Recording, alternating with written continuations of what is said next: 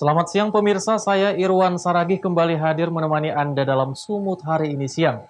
Siang ini kami telah merangkum sejumlah informasi terkini, di antaranya. Aliansi Mahasiswa USU demo tuntut keringanan uang kuliah di masa pandemi. 75 bendera dikibarkan di air terjun Ponot Asahan. Hari ulang tahun KSJ ke-1, Bupati dan Kapolres Batubara santuni duafa dan anak yatim. Selain cuplikan berita tadi, kami juga akan menghadirkan beragam informasi lainnya. Pemirsa, kita jelang Sumut hari ini siang selengkapnya.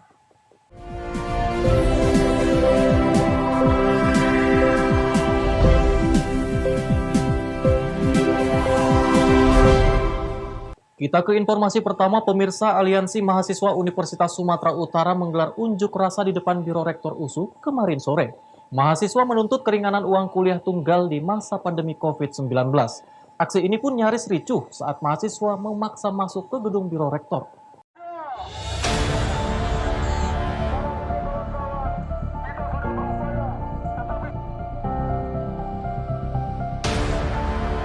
Puluhan mahasiswa yang tergabung dalam Aliansi Mahasiswa Universitas Sumatera Utara berunjuk rasa di depan gedung Biro Rektor USU.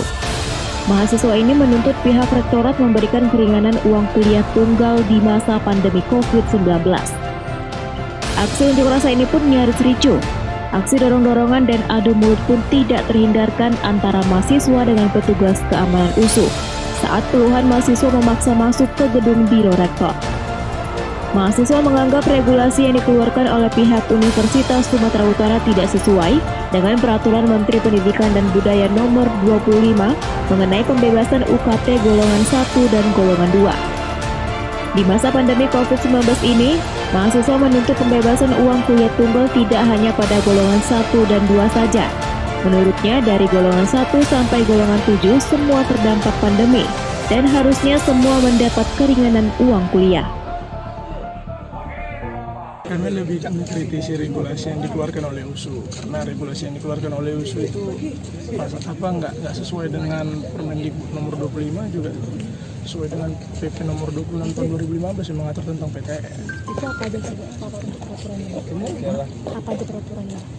Aturannya tentang bahwasannya kan di poin pertama di SK Rektor itu kan menjelaskan bahwasannya bisa pembebasan UKT itu golongan 1 dan 2. Sementara di USU kan golongan 1 dan 2 itu UKT 500.000 sampai 1 juta. Kita kan tahu gara-gara pandemi ini bukan cuma golongan 1 dan 2 aja yang terjangkit. 1, 2, 3, 4, 5, 6, 7 pun terjangkit Kak.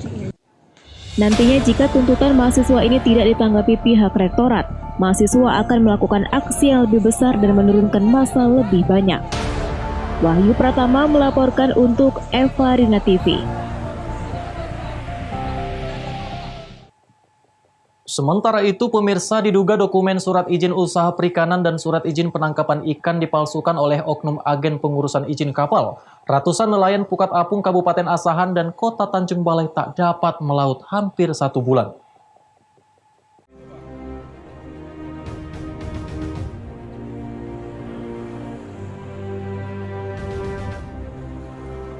Inilah ratusan kapal Pukat Apung di Kota Tanjung Balai dan Kabupaten Asahan, Sumatera Utara. Gagal melaut hampir 1 bulan karena diduga memalsukan surat izin usaha perikanan dan surat izin penangkapan ikan oleh oknum agen pengurus izin kapal yang tak bertanggung jawab. Pemalsuan dokumen ratusan kapal Pukat Apung tak mempunyai izin terungkap karena diamankannya 2 kapal oleh Dinas Perikanan Provinsi Sumatera Utara, bahwa adanya pemalsuan dokumen surat izin usaha perikanan dan surat izin penangkapan ikan yang mengakibatkan nelayan tak melaut lagi. Royen Gultom mengatakan, akibat pemalsuan dokumen surat izin usaha perikanan dan surat izin penangkapan ikan yang dilakukan beberapa oknum pengurus izin kapal Pukat Apung Kota Tanjung Balai Kabupaten Asahan Sumatera Utara, ribuan nelayan tidak dapat melaut dan tidak bisa bekerja lagi. Karena ada pemalsuan dokumen dari 2 kapal yang kita ketahui ditangkap, maka terbongkarlah bahwasannya adanya pemalsuan dokumen SIM dan CP-nya. Diharapkan aparat penegak hukum dan instansi terkait untuk segera mengusut menangkap pelaku sindikat pemalsuan dokumen izin ratusan kapal Pukat Apung yang merugikan negara. Wanda Pratama melaporkan untuk Evarina TV.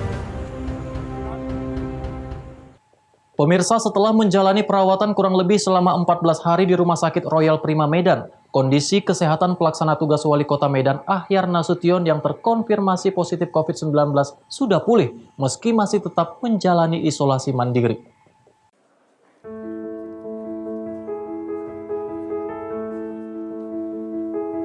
Setelah beredarnya video pelaksana tugas Wali Kota Medan Ahyar Nasution yang menyatakan bahwa kondisi kesehatannya pasca dinyatakan positif COVID-19 beberapa waktu lalu dan menjalani perawatan intensif di Rumah Sakit Royal Prima Medan, juru bicara gugus tugas percepatan penanganan COVID-19 Kota Medan Mardohar Tambunan mengatakan hingga kemarin sore kondisi kesehatan PLT Wali Kota Medan tersebut sudah pulih dan dinyatakan sembuh dari COVID-19.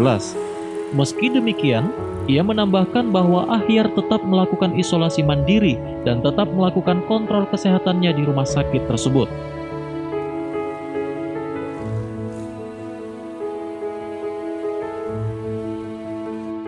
Sampai sekarang kondisi bapak kita alhamdulillah stabil dan tetap sehat ya. Jadi perkembangannya cukup baik, tapi kita belum tahu untuk melihat apakah dia sudah boleh meninggalkan tempat isolasi atau belum ya. Karena nanti sampai sekarang kita masih tetap menghargai waktu bapak. Jadi beliau masih tetap istirahat. Nah, boleh dijelaskan dok, sudah berapa hari bapak ini dirawat dan mengalami gejala terpapar COVID dok? Kalau bapak dirawat sudah cukup lama ya. Sudah hampir berapa lama ya? Saya pun nggak ingat pasti. Tapi yang pasti bapak sudah banyak stabil lah, sudah banyak berubah, sudah cukup baik. Kita tinggal nunggu hasil terakhir aja, nanti aja itu, karena kita belum ada diinfokan tentang hasil swabnya.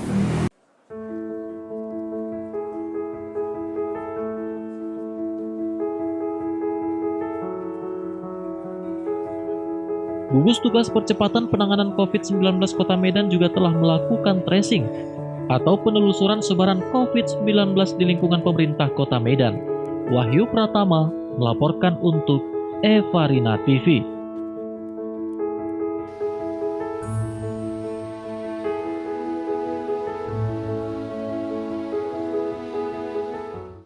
...75 bendera dikibarkan di air terjun Ponot Asahan, beritanya akan hadir sesaat lagi.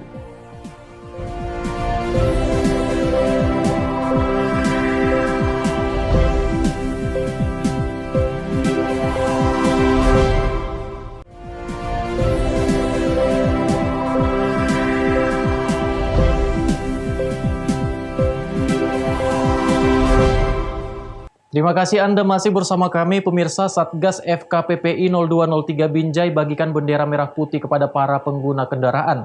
Pembagian bendera dilakukan untuk memperingati Hari Ulang Tahun Republik Indonesia yang ke-75 tahun.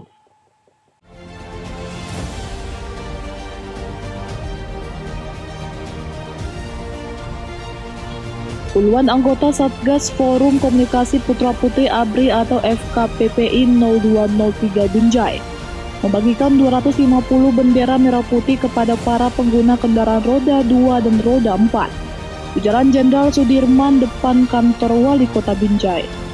Setiap kendaraan roda 4 maupun roda 2 yang belum memasang bendera langsung dipasang oleh anggota FKPPI.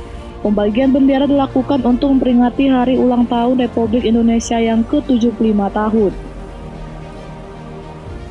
Ini Bang dipasang bendera nih Bang. Senang Bang ya. Merdeka. Jaya. Bang, ini tahu Bang, ini pasang bendera kenapa nih Bang?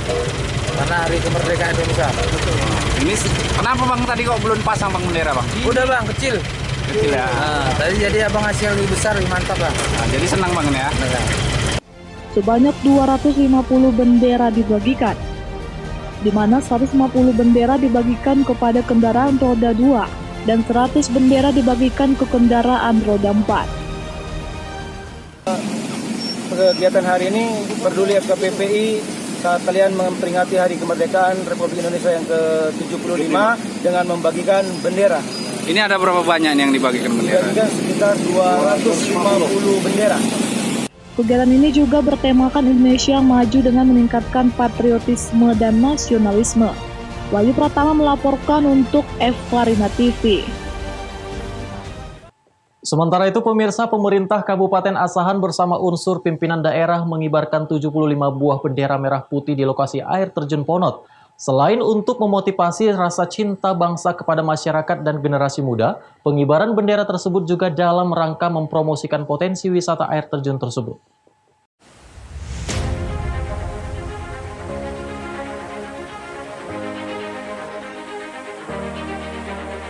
Dalam rangka memeriahkan peringatan Hari Ulang Tahun ke-75 Republik Indonesia, pemerintah Kabupaten Asahan, Sumatera Utara bersama unsur pimpinan daerah mengibarkan 75 buah bendera merah putih di lokasi wisata air terjun Ponot Asahan. Pengibaran bendera selain untuk memotivasi rasa cinta bangsa kepada masyarakat dan generasi muda, juga dalam rangka mempromosikan salah satu potensi wisata alam Asahan. 75 bendera merah putih tersebut dikibarkan di bawah air terjun yang memiliki ketinggian lebih kurang 100 meter tersebut. Selain itu juga turut dibentangkan bendera berukuran 1 meter kali 20 meter di sisi air terjun tersebut. Pengibaran bendera merah putih tersebut diikuti 200 orang personil dari TNI, Polri, dan pemerintah daerah. Diharapkan pengibaran 75 bendera merah putih dalam rangka memperingati Hari Ulang Tahun Kemerdekaan Republik Indonesia ke-75 ini, Indonesia akan lebih maju ke depan. Ini kegiatan ini dalam rangka memperingati HUT Proklamasi ke-75 tingkat Kabupaten Asahan. Kami secara bersama-sama mengibarkan bendera sebanyak 75 bendera, dan personil kita perkirakan lebih kurang ada 200 orang, baik dari TNI, Polri, dan pemerintah daerah. Insyaallah mudah-mudahan dengan peringatan proklamasi HUT RI yang ke-75 ini, Indonesia akan bisa lebih maju, khususnya Kabupaten Asahan. Tentu Asahan bisa lebih baik lagi ke depan. Taufik melaporkan untuk Evarina TV.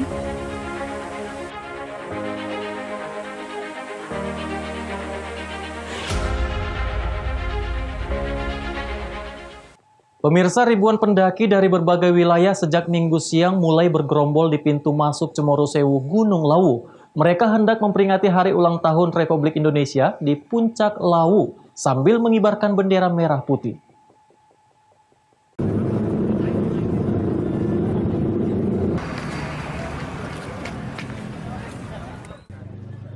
Meskipun dalam suasana pandemi COVID-19, tetapi tidak menyurutkan niat para pecinta alam untuk merayakan Hari Kemerdekaan ke-75 RI di Puncak Gunung Lawu. Terbukti hingga Minggu sore ribuan pendaki rela berdesakan di pintu masuk Gunung Lawu di Cemoro Sewu, Kecamatan Pelausan, Kabupaten Magetan. Mereka datang dari berbagai daerah, baik Magetan, Madiun, Ponorogo, Surabaya, dan daerah lainnya. Mereka rela berdesak-desakan hingga berjam-jam agar bisa masuk mendaki untuk mengibarkan bendera merah putih di atas puncak Gunung Lawu. Hal itu biasa dilakukan para pendaki setiap tahunnya tepat pada tanggal 17 Agustus. Rata-rata mereka berangkat sore dan bisa melihat terbit matahari tepat saat subuh di puncak Lawu. Salah satu pendaki asal Surabaya, Ridwan, mengatakan ia bersama teman-temannya sengaja mendaki ke puncak Gunung Lawu untuk mengibarkan bendera merah putih di puncak gunung yang memiliki ketinggian 3.265 meter di atas permukaan laut. Butuh 6 jam untuk mencapai puncak. Dari Surabaya, Pak. Mau kemana ini? Mau ke Puncak Lawu.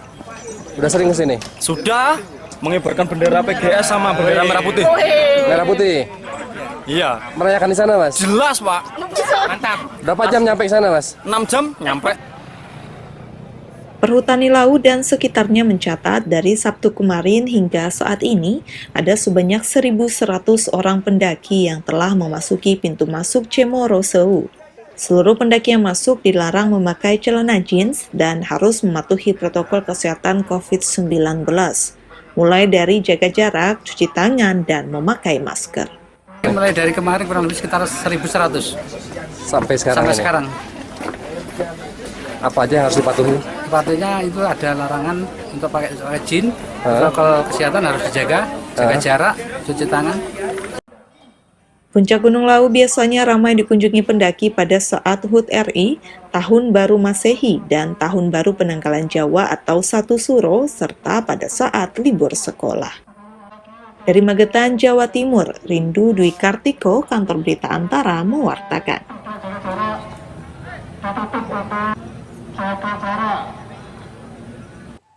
Pemirsa, Sumut hari ini akan kembali dengan informasi menarik lainnya. Tetaplah bersama kami.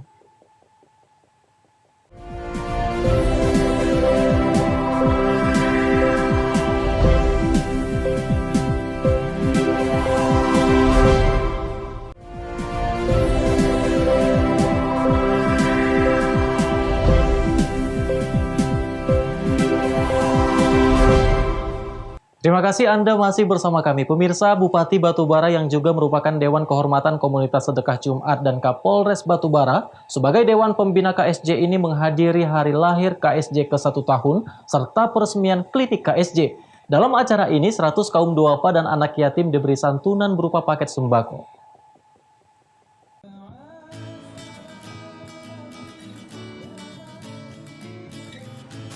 Hari lahir Komunitas Sedekah Jumat ke-1 tahun dan peresmian klinik KSJ ini digelar di kantor Sekretariat KSJ di Jalan Lintas Sumatera, Desa Mekar Baru, Kecamatan Datuk Tanah Datar, Kabupaten Batubara. Acara yang ditandai dengan pengguntingan pita dan pemotongan nasi tumpeng ini dihadiri Bupati Batubara Zahir dan Kapolres Batubara AKBP Ikhwan Lubis. Keduanya merupakan orang nomor 1 dalam pemerintahan dan kepolisian di Kabupaten Batubara ini, merupakan para pemimpin yang peduli dan mencintai kaum duafa dan anak yatim. Komunitas Sedekah Jumat merupakan kegiatan bersedekah rutin pada setiap Jumatnya kepada warga secara bergantian di setiap desa se-Kabupaten Batubara dengan membagikan sembako hingga uang tunai. Tidak hanya itu, KSJ juga selalu berbagi terhadap warga yang menderita sakit maupun yang tertimpa musibah. Zahir berharap di hari ulang tahun KSJ dan peresmian klinik KSJ ini, semoga KSJ semakin jaya dan tambah berkarya serta bermanfaat buat warga para kaum duafa dan anak yatim. Secara rutin ya melakukan sedekah. Tapi khusus pada hari ini adalah hari ulang tahun KSJ 1 tahun bersamaan dengan bulan ulang tahunnya negara Indonesia. Ini luar biasa sekali bersamaan. Ini pertanda bahwa hari baik, bulan baik, organisasi baik yang ada di Batubara maupun di Sumatera Utara. Sekaligus hari ini kita meresmikan klinik kaum duafa, klinik para lansia ada di kantornya KSJ. Oleh sebab itu, bersama pemerintah, baik Bupati Batubara dan seluruh jajaran pemerintah Batubara mengucapkan selamat hari ulang tahun KSJ di Republik Indonesia yang tahun pertama. Semoga KSJ tambah jaya, tambah berkarya, terutama kepada kaum duafa dan masyarakat bagi miskin yang ada. Hidup KSJ, jaya KSJ, dia juga pembina dan pengurus KSJ yang ada saat ini dan masa yang akan datang. Sementara itu, AKBP Ikhwan Lubis mengatakan, berdirinya KSJ hingga terdapat di 12 kabupaten dan 44 kecamatan ini berkat kerjasama instansi pemerintah, serta OPD dan para dermawan yang selalu bekerja sama dengan tim KSJ.